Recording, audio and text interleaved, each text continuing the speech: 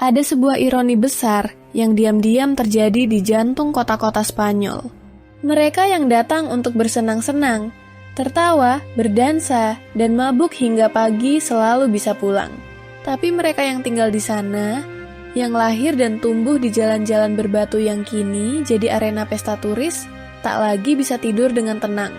Inilah kenyataan yang terjadi hari ini di banyak kota di Spanyol, Barcelona, Madrid, Valencia, Sevilla. Kota-kota yang dulu tenang saat malam, kini berubah jadi panggung tanpa henti. Suara gelas berdenting, musik elektronik dari klub bawah tanah, tawa berderai di balkon apartemen yang disewa harian. Semuanya terus berlangsung, bahkan saat jam menunjukkan pukul 3 dini hari. Selamat datang di Spanyol yang tidak pernah tidur, tapi juga tidak membiarkan warga lokal tidur. Kita tak bisa memungkiri budaya malam Spanyol itu memikat. Lepas jam 10 malam, konser jalanan dadakan, lampu kuning menggantung di ganggang tua. Semua itu punya pesona yang menakjubkan. Tapi, yang tidak banyak dibicarakan adalah bagaimana budaya itu telah bergeser dari lokal menjadi konsumtif dan warga asli kota-kota ini justru menjadi korbannya. Bukan karena mereka membenci kebahagiaan, bukan karena mereka tidak menyukai musik atau tawa, tetapi karena pesta yang tak berujung. Ini bukan lagi milik mereka. Pariwisata malam telah mengambil alih kehidupan sehari-hari. Platform sewa seperti Airbnb merubah blok perumahan jadi hotel tersembunyi. Balkon tempat nenek menyiram bunga kini disewakan ke kelompok turis yang pulang jam 5 pagi dan menyetel speaker di teras. Apartemen tua yang dulu dihuni satu keluarga, kini dipenuhi suara kaki dan tawa dari penghuni yang berbeda-beda tiap malam. Dan di kamar sebelah, seorang ada anak mencoba tidur sebelum sekolah. Kota-kota seperti Barcelona sekarang disebut Disneyland untuk orang dewasa. Tempat hiburan tak pernah berhenti. Bar di pinggir laut buka hingga subuh, klub malam menyala sepanjang minggu, dan jalanan tak pernah benar-benar sepi. Tapi kenyataan yang lebih sunyi adalah bagaimana banyak warga lokal kehilangan hak paling dasar dalam rumah mereka sendiri, yaitu ketenangan. Bagi sebagian orang, keluhan ini mungkin terdengar remeh.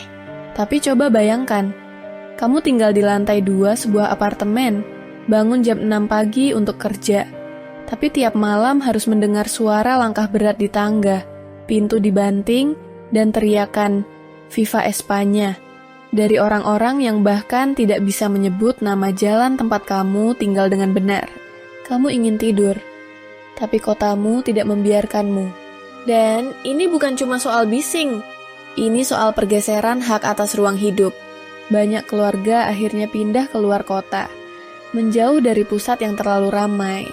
Harga sewa melonjak karena rumah-rumah lebih menguntungkan disewakan pada turis mingguan daripada disewakan pada keluarga tahunan.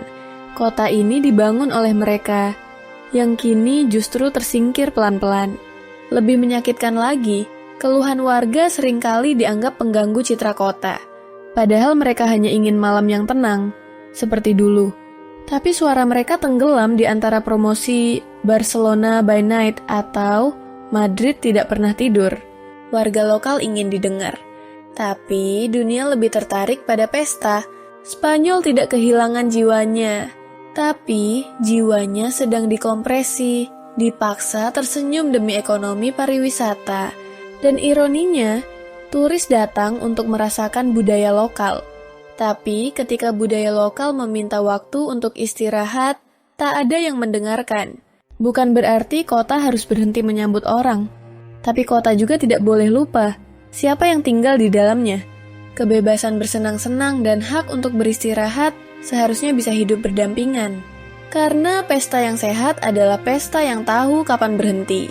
Dan kota yang sehat adalah kota yang bisa tidur.